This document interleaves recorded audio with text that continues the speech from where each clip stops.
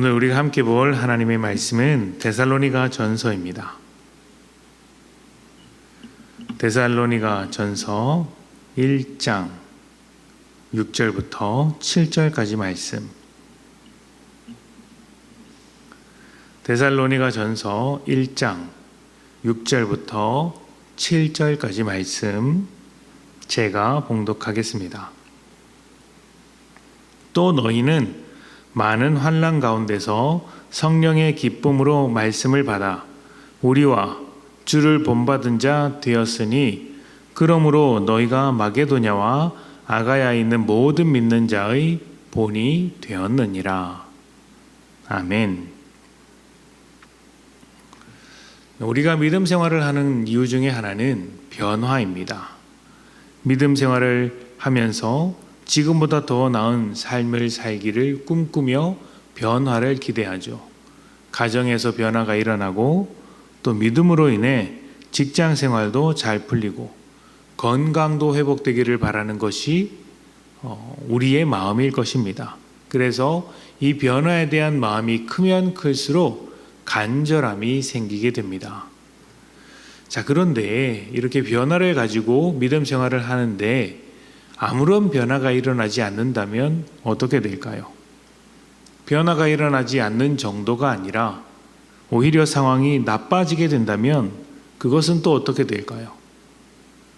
변화를 기대했던 내 뜨거웠던 믿음이 식어지고 속에서부터 하나님을 원망하거나 하나님을 거절하고 싶은 마음이 생기지는 않을까요?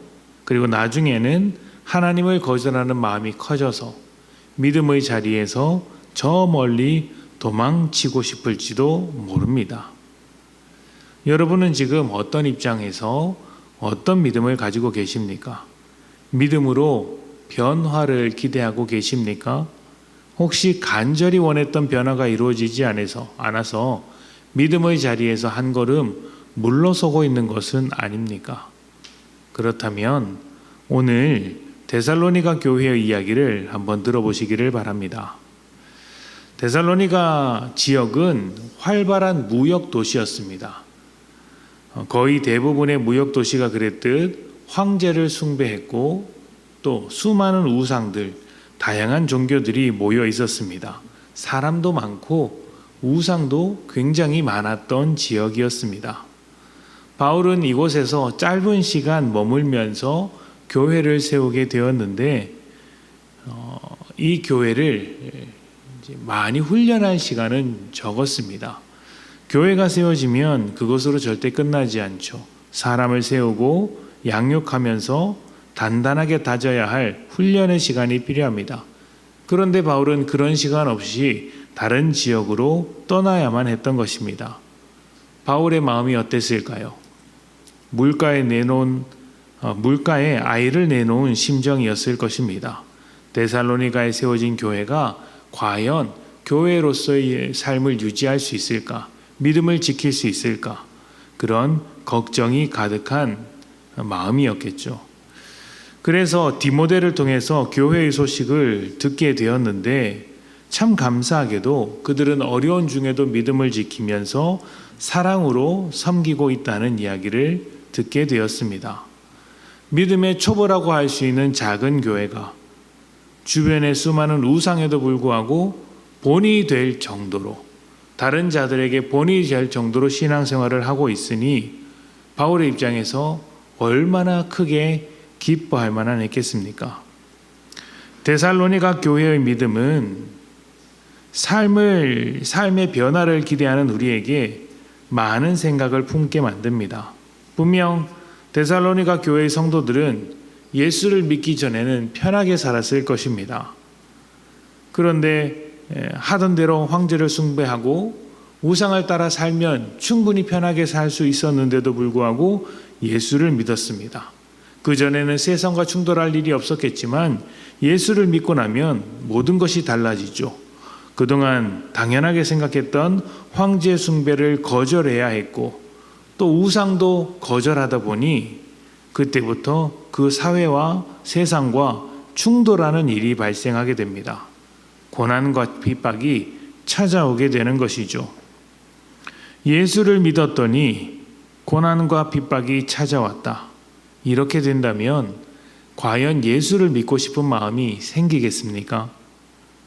여러분은 예수를 믿었더니 부자가 되었다라는 결말을 원하십니까? 아니면 예수를 믿고 나서 더 가난해졌다라는 결말을 원하십니까? 답은 너무 뻔합니다. 누구나 잘 되기를 원하죠. 그래서 고난 때문에 예수를 떠나는 사람도 있는 것 아니겠습니까? 우리가 원하는 결말은 부자가 되는 것, 잘 되는 것이지 고난받고 핍박받는 것은 아닐 것입니다. 그런데 데살로니가 교회 성도들이 가진 믿음의 모습은 고난이었습니다. 그런데 놀라운 것은 이제 세워지지 얼마 되지 않은 교회가 그 고난 중에도 믿음을 지켰다는 것입니다. 이들이 1년, 2년, 3년 이렇게 바울이 머물다 간 것이 아닙니다. 몇 주, 몇 달, 이 정도밖에 되지 않았음에도 불구하고 충분히 말씀을 배우지 못했음에도 불구하고 믿음을 지켰습니다. 고난이 찾아올수록 더욱 예수를 믿었고 더욱 헌신했으며 더욱 사랑으로 섬겼습니다.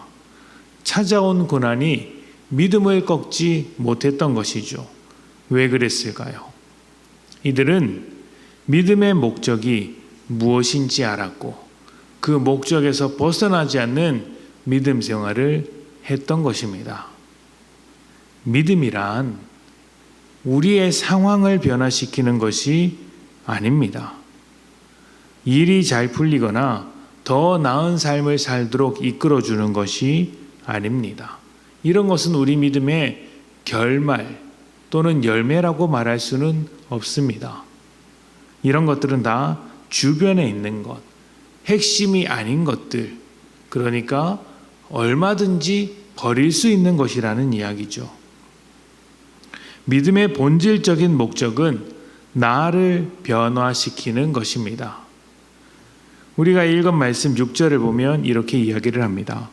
또 너희는 많은 환난 가운데서 성령의 기쁨으로 말씀을 받아 우리와 주를 본받는 자가 되었으니, 믿음으로 주를 본받는 자 되는 것이죠.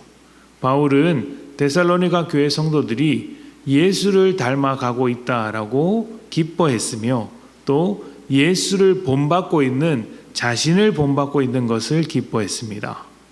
예수를 통해 하나님의 자녀가 된 내가 세상으로는 도저히 돌아갈 수 없기 때문에 세상과 충돌할지라도 고난을 당할지라도 이 자리를 지켜내는 것입니다.